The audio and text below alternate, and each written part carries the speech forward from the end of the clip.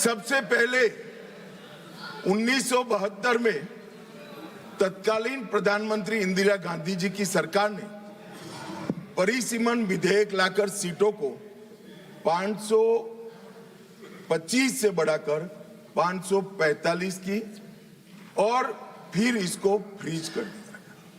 76 में सत्ता बचाने के लिए इमरजेंसी के काल में 42वें संशोधन द्वारा परिसीमन पर रोक लगा दी। अब इंदिरा जी तो प्रधानमंत्री थी, कानून लाकर रोक लगाई परिसीमन पर, और ये देखिए साहब कितने शक्तिशाली है, विपक्ष में बैठकर परिसीमन पर रोक लगाना चाहते हैं।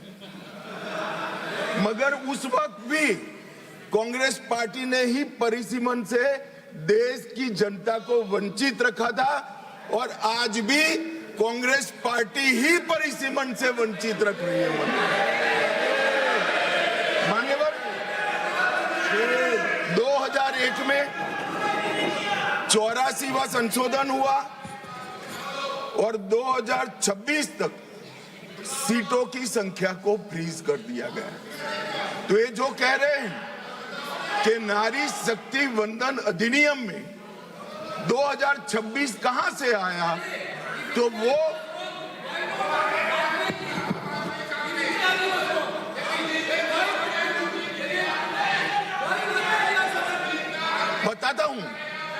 बताता हूं। एक सेकंड। मान्यवर, ये कह रहे हैं वाजपेयी जी थे, वाजपेयी जी बड़े विद्वान पुरुष थे, ये इनको जानते थे, तो इन्होंने प्रयास ही नहीं किया, बेचारे ने आगे बढ़ा दिया इंदिरा जी का। मगर हम तो समझते थे कि आप हमें सपोर्ट करोगे, तो हम तो बिल लेकर आ गए, अब आप गिराना चाहते हो भाई। तो वाजपेयी जी ये बात की कल्पना कर सकते थे। कांग्रेस पार्टी को हम लोगों से वाजपेयी जी बहुत अच्छे से जानते थे, क्योंकि 19 महीना जेल में रहे थे मान्यवर, वो बहुत अच्छे से पहचानते थे। और 84वां संशोधन इसने 26 तक फ्रीज कर दिया, और 50 वर्षों तक 1976 से लेकर 2026 तक क्या रिकॉर्ड से हटाना है? प्लीज अध्यक्ष जी, प्लीज, अरे बैठ जाओ मैं बता देता हूं। तय करने तो आप मत करें, प्लीज बैठिए। मैं इनकी इज्जत करते इसका सम्मान करता हूं माननीय अध्यक्ष जी। अभी से लेकर अंत तक अगर फ्लो के कारण कोई असंसदीय शब्द निकल जाता है तो आप स्वयं इसको हटा देना, इनको बोलने का मौका मत देना। मान्यवर, 50 वर्षों तक 1976 से लेकर 2026 तक देश की जनता को जनसंख्या के अनुपात में प्रतिनिधित्व नहीं मिला। 26 में ये सीमा समाप्त हो। अब 26 में सीमा समाप्त होने के बाद अगर डिलिमिटेशन करते हैं तो डिलिमिटेशन 29 के पहले समाप्त नहीं हो सकता, क्योंकि परिसीमन आयोग का एक नियम है कि हर कॉन्स्टिट्यूएंसी में जाकर पब्लिक हियरिंग देना होता है। तो 543 कॉन्स्टिट्यूएंसी का पब्लिक हियरिंग 26 के मध्य से लेकर 29 तक हो नहीं सकता, और 27 तक जनगणना के आंकड़े नहीं आ सकते। तो स्वाभाविक है अगर हम 29 का चुनाव नारी शक्ति वंदन अधिनियम के स्पिरिट के साथ कराना चाहते हैं, इस देश के 50% मतदाताओं को इस महान सदन में 33% आरक्षण देना चाहते हैं, तो अभी ही ये लाना पड़ेगा। ये जो पूछ रहे थे क्यों अभी आ रहा है, इसके लिए मैं पूरी बात समझा रहा हूं। वैसे मैं मानता हूं ये समझे हुए, मगर मान्यवर कहावत है ना, सोता है उसको जगा सकते हैं, जो जागता ही पड़ा हो उसको कोई उठा नहीं सकता। ये सब समझते हैं, मगर एक भ्रांति खड़ी करना चाहते हैं। मान्यवर, 76 में इस देश की आबादी थी 54.79 करोड़, और आज 140 करोड़। तो 54.79 करोड़ आबादी में जितने सांसद थे उतने ही 140 करोड़ की आबादी के बाद रखना, ये इनका मानना है। मान्यवर, आर्ग्यूमेंट क्या दिए गए कि सबको बोलने का कम मिलेगा, 0 ओवर में मौका नहीं मिलेगा।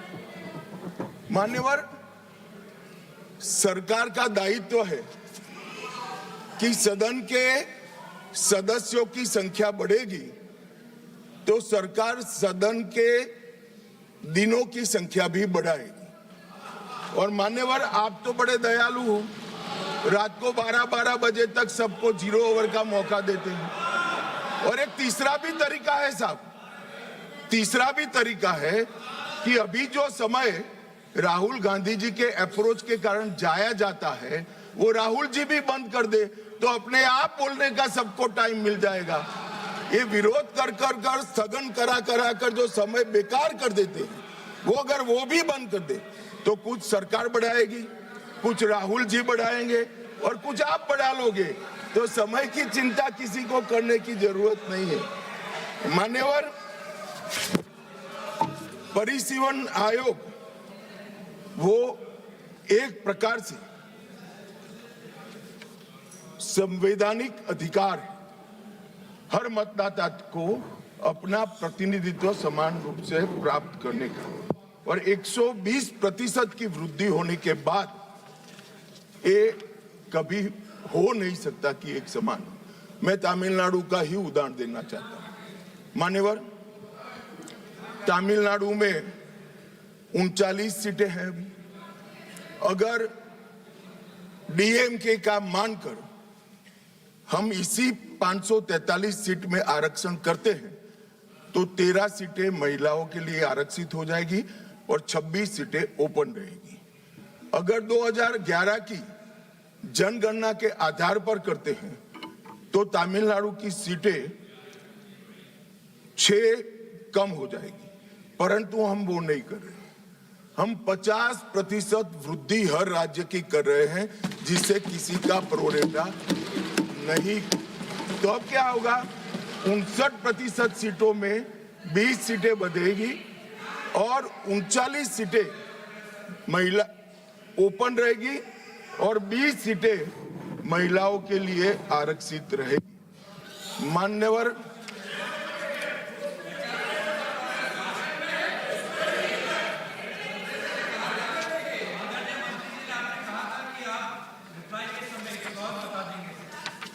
अभी कहां समाप्त हुआ है भाई, आप भी राहुल जी की तरह मेरे बोलने का क्रम आप तय करो।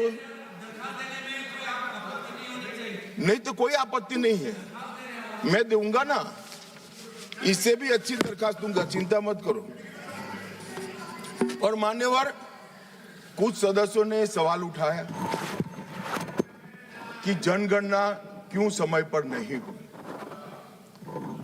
मान्यवर, सबको मालूम है कि 21 में जनगणना होनी थी और 21 में इस सदी की सबसे बड़ी महामारी आई, कोविड का संकट आया और कोविड के संकट के कारण जनगणना संभव नहीं हो पाई।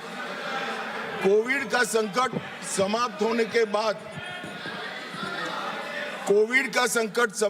के बाद देश को काफी समय लगा इसमें से उभरने में, और जब 24 में जनगणना की शुरुआत हुई तब कुछ दलों ने उचित ही मांग करी कि भाई जाति के आधार पर जनगणना करनी चाहिए। सरकार ने अनेक दलों के साथ चर्चा की, अनेक जाति समूहों के साथ चर्चा की, कई सारे सामाजिक ग्रुपों के साथ चर्चा की, कुछ सरकारों से भी चर्चा करी, राज्य सरकारों से, और बाद में निर्णय करा 25 में कि हम जाति जनगणना कराएंगे।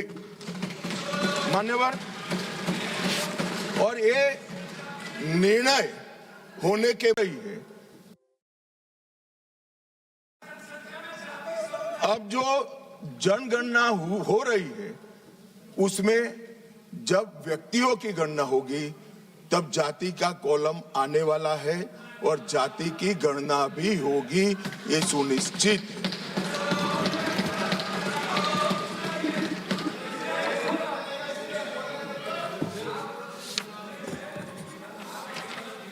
मान्यवर,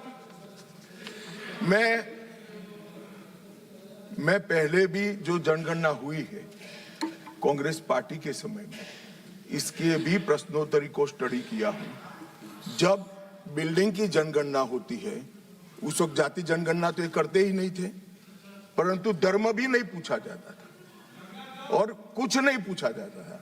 मगर जब व्यक्ति की जनगणना होती है तब ये सारे सवाल आते हैं, कितना पढ़े लिखे हो, कब जन्म हुआ था, धर्म क्या है। अब ये भी पूछेंगे कि जाति क्या है। इसमें किसी को संशय करने की जरूरत नहीं है। नरेंद्र मोदी जी ने दूरदर्शिता के साथ आपको पहचान कर कैबिनेट प्रस्ताव में जनगणना की जाति के साथ होगी वो प्रस्ताव पारित। तो इसमें कोई भी कंफ्यूजन रखने की। पीयूष भाई क्या अपेक्षा रख रहे हो? ये जाति जनगणना की डिमांड नहीं कर रहे हैं, हमें उलझाना चाहते हैं। अब पीयूष भाई बेचारे भोले हैं, वो कहते हैं कि जाति जनगणना की घोषणा कर रहे, ताली बजाओ। हम कर रहे हैं तो ये ताली नहीं बजाएंगे। उनको जाति जनगणना से कोई लेन देन नहीं है, उनको यहाँ बैठने से लेन देन है जो नहीं होने वाला है भैया। अभी मान्यवर, मैं फिर से एक बार 140 करोड़ की जनता के मन में किसी की भी प्रकार का भ्रांति, कंफ्यूजन न हो, इसलिए स्पष्ट करना चाहता हूं कि नरेंद्र मोदी जी की कैबिनेट ने जाति जनगणना का जो निर्णय किया है वो कैबिनेट प्रस्ताव में 26 की जनगणना जाति के साथ कराने का निर्णय किया है।